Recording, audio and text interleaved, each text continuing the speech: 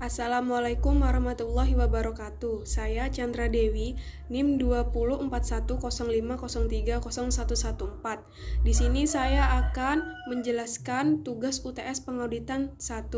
Yang pertama, jelaskan apa yang dimaksud resiko bawaan, resiko pengendalian, dan resiko deteksi.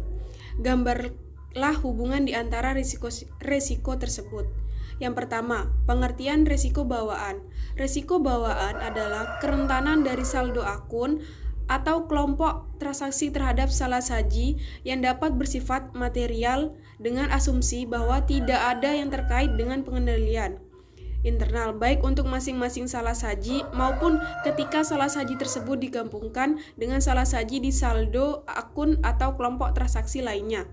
Resiko ini melekat dan sudah ada sebelum audit dilakukan.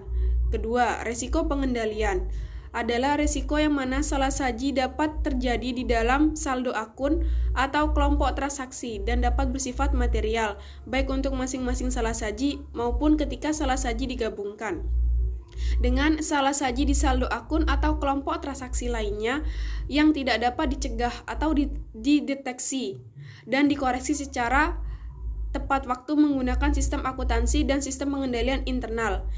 Ketiga, resiko deteksi adalah risiko yang mana prosedur-prosedur substansi yang dilakukan auditor tidak akan mendeteksi salah saji yang ada di dalam saldo akun atau kelompok transaksi dan dapat bersifat material, baik untuk masing-masing salah saji maupun ketika salah saji tersebut digabungkan dengan salah saji di saldo akun atau kelompok transaksi lainnya. Selanjutnya, hubungan resiko bawaan, resiko pengendalian, dan resiko deteksi.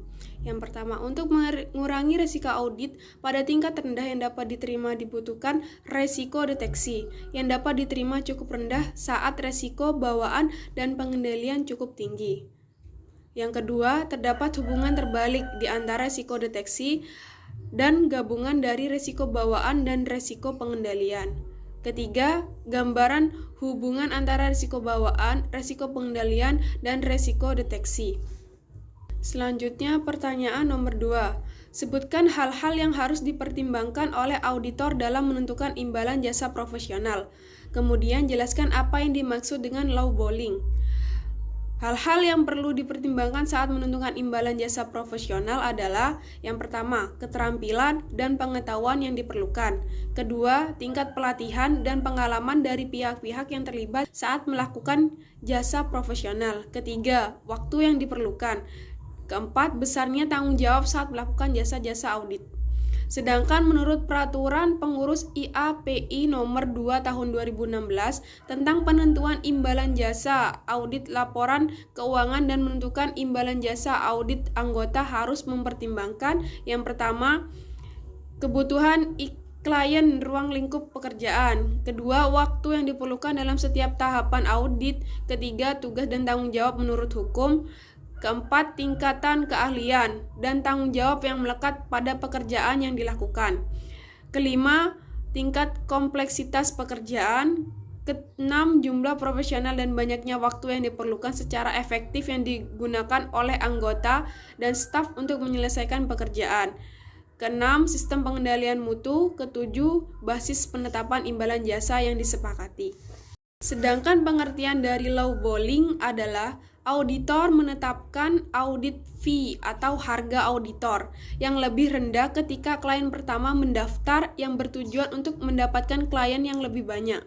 Kegiatan ini bukan merupakan tindakan yang tidak etis, namun mungkin terdapat sejumlah ancaman terhadap kepatuhan atas prinsip-prinsip dasar yang timbul dari besarnya tingkatan imbalan jasa yang ditawarkan.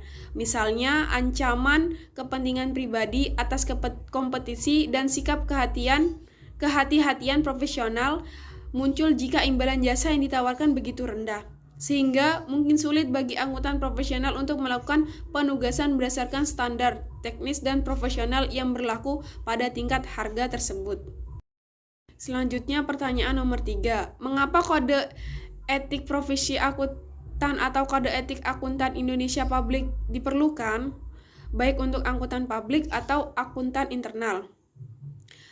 Tujuan pemuktahiran kode etik ini meningkatkan profesi angkutan publik di Indonesia, terutama dalam meningkatkan kompetensi, kualitas daya saing, dan profesionalisme akuntan publik, sehingga profesi angkutan publik di Indonesia dapat selalu mengikuti dan memenuhi tuntutan perkembangan zaman.